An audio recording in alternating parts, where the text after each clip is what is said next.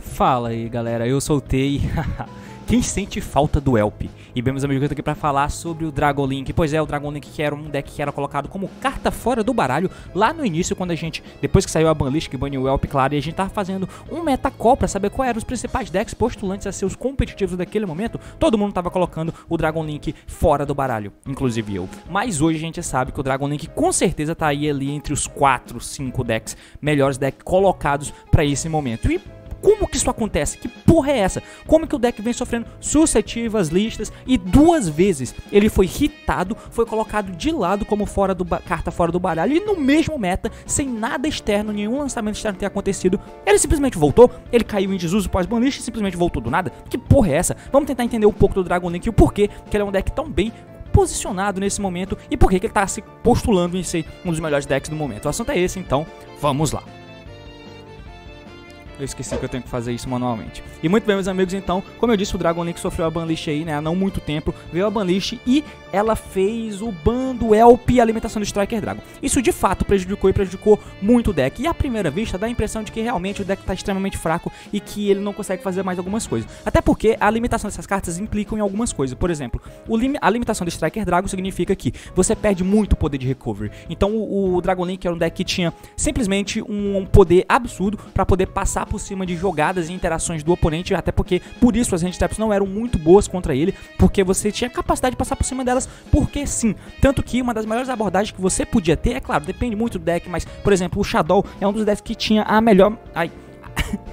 O bagulho me dá choque. Tinha as melhores matchups contra o Dragon Link. Uma das melhores, né, na real. Porque você simplesmente podia deixar ele jogar e fazer o que ele quisesse. Até porque a mesa que ele fazia não era tão opressiva assim.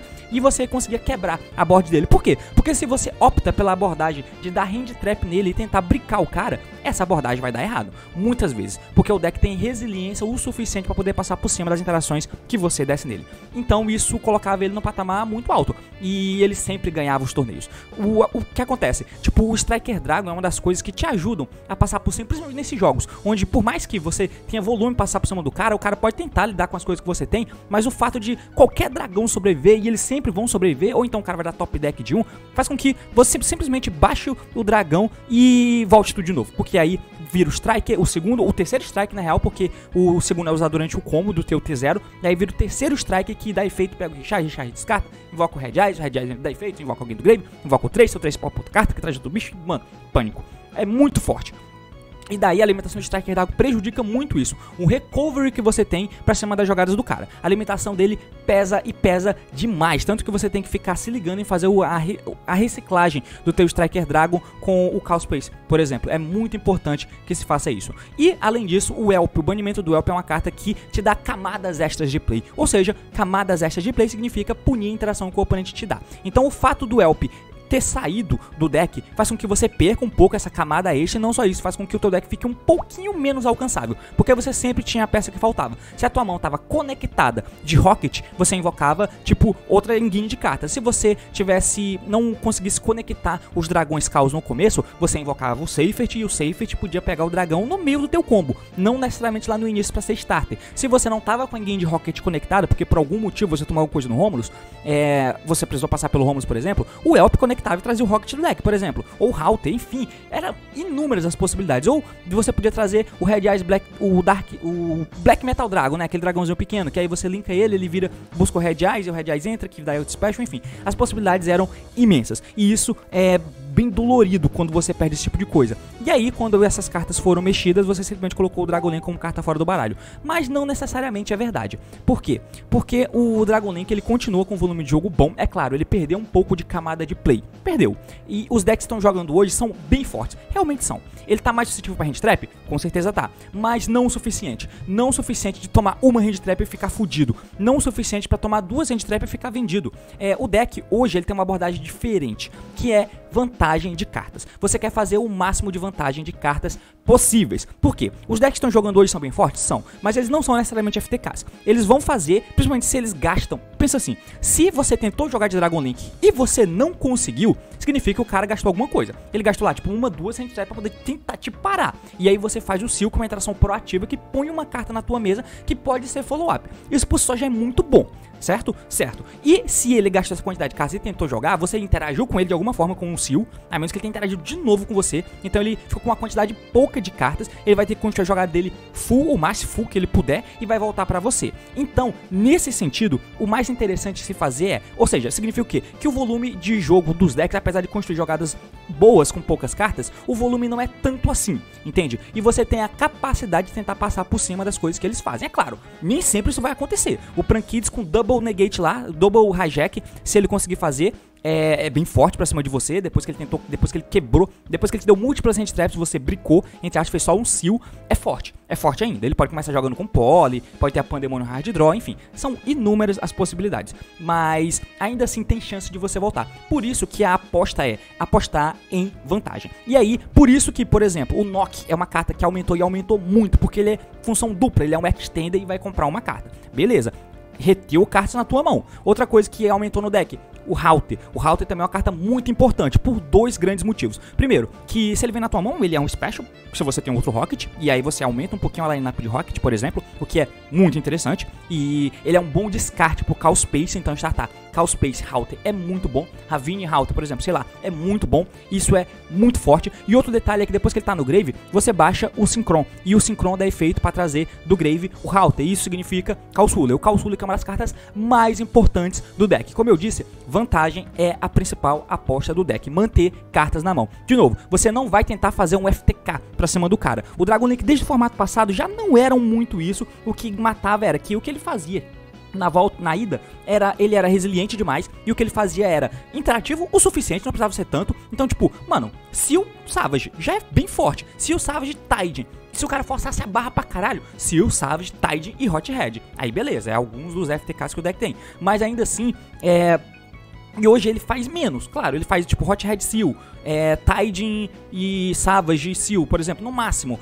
Pra fazer isso você gasta um pouco mais de recurso, mas a parada é você conseguir fazer um pouco menos e você conseguir reter o máximo de recurso possível, porque ainda tem a parada de que, por mais que você tenha banido o Elp ilimitado Striker Dragon, para pra pensar, isso são cartas de extra deck, o teu main deck continua exatamente igual, então o nível de consistência dele, pelo menos no main deck, via Engine, continua exatamente a mesma. O que diminuiu? Diminuiu uma camada de play, que era o Elp. O Piche, por exemplo, é uma carta que você nem faz lá tanto assim. Pra poder fazer o Piche, você tem que passar antes pela Polusa, por exemplo, fazer aquela jogada de o Link apontando assim, e aí você colocar dois, um apontando pro outro, é difícil, porque não tem o outro dragão pra apontar pro Piche, até porque o Elp tá banido e o Striker Dragon só tem um, então fazer tipo o Seal apontando assim, e o Elp apontando pro lado, e um monstro apontando pro Elp, não dá mais pro Piche, na real, né? Então o Piche é bem situacional, quando você tem, por exemplo, a Polusa, então é mais lá na frente que você faz. Às vezes você faz o Piche só pra poder trigar um dragão, jogar um dragão do campo pro Grave, tá ligado? Tipo, Collapse Serpente, joga pro Grave e faz o Piche, se você não quiser fazer o Strike naquela hora.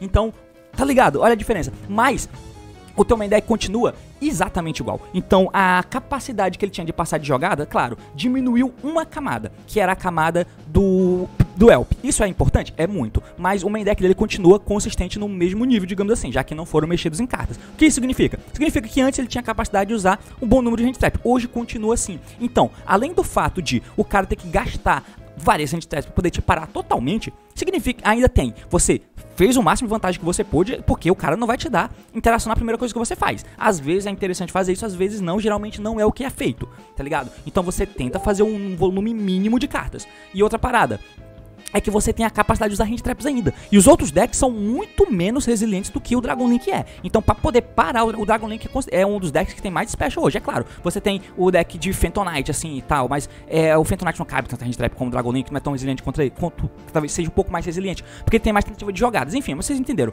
Mas com certeza o Dragon Link é muito mais interessante. Mas, ele é um dos decks do topo do competitivo que mais tem volume de jogadas, tentativas de jogada, special summon, digamos assim, tipo, sem depender do normal summon, sem depender de ter exatamente um dragão na mesa. Ele é o mais independente nesse sentido, é isso que eu quero dizer. Os outros dependem de ter o Tri-Brigade ali. Se você tira o Tri-Brigade proativamente, mano, pânico. Se você tira o Prankids proativamente, ele tem que ter a fusão. Ele tem que ter uma coisa específica pra conseguir te punir.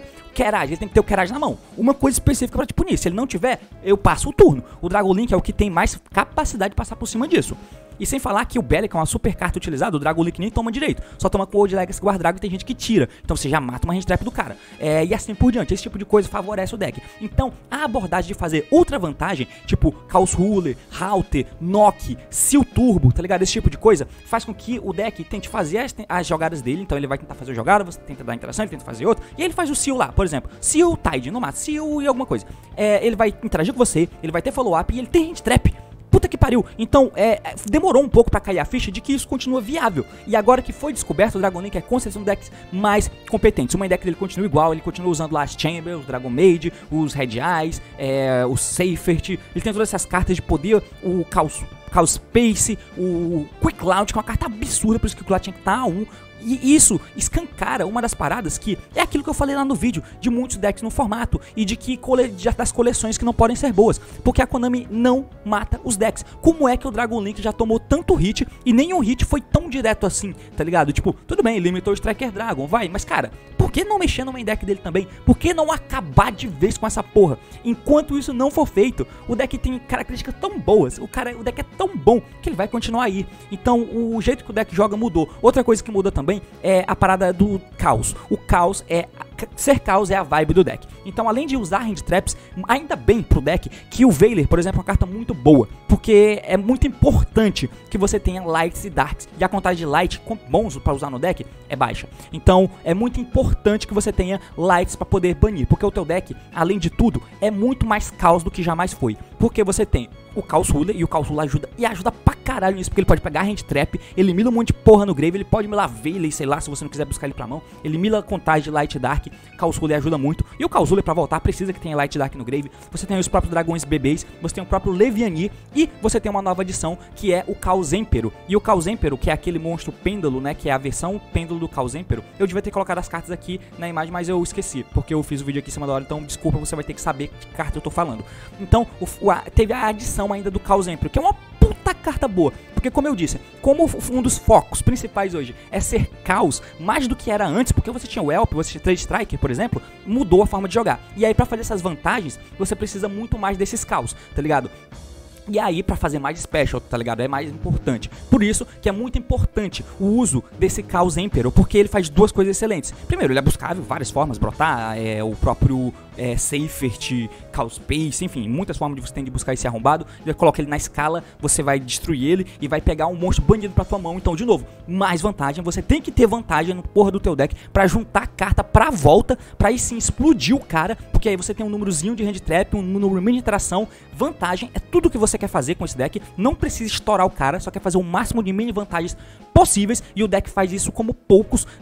Quase toda coisa que você faz te dá carta no processo, e aí ainda o bicho volta pra mesa, porque ele volta do extra, banindo o Light e o Dark do Grave, entra pro Special, o que te dá uma capacidade ainda maior de fazer Exceed 8, o que pode ser bem interessante, porque você consegue fazer aquele bicho que evita que monstros sejam Special do Grave, ou você pode fazer o 38, enfim, ou é material para Apollousa, não importa. Ele é muito, muito bom, e esse tipo de coisa vem acontecendo, e é por isso que o Dragon Link simplesmente voltou a jogar. Parece que do nada ele voltou, porque simplesmente demorou um pouco pra se enxergar o potencial que o deck ainda tinha, mesmo com a limitação das cartas. Machuca, é claro. Você não quer gastar o piste pra poder jogar o dragãozinho do campo pro Grave só pra trigar alguma coisa, você não quer fazer isso, mas ainda assim o deck é extremamente viável. Machuca muito, não tem a camada de jogada do Elp, machuca pra caralho. Machuca não ter 3 Striker Dragon, machuca. Você não triga direito o Piche, você também com um Striker Dragon só. O teu poder de recovery com o Richard fica muito mais limitado, com certeza. Com certeza você precisa ficar dando Chaos Space às vezes pra devolver o Striker Dragon ao invés de devolver os dragãozinhos Chaos. Beleza, e aí você compra uma carta. Mas tipo, o importante hoje é o máximo de vantagem possível, focar nas cartas que te dão vantagem. Então, Halter, Nock, Seal, Qual é o outro que eu falei? O Chaos Ruler, principalmente o Chaos Ruler. Então, Chaos Ruler lá cedo no jogo, você faz ele o máximo que você puder. Se for dando team block com os dragões bebês, ótimo. Acessa o Tracer com o Halter, baixa ele, baixa o dragãozinho do lado e você vai fazer Chaos Ruler. E aí você dá team block na porra do Chaos Ruler, o cara não nega o Chaos Ruler, você mila um monte de carta, pega a carta pra mão, ele cai no grave, ele volta, ele faz Exceed 8, toma material pra plusa, não sei.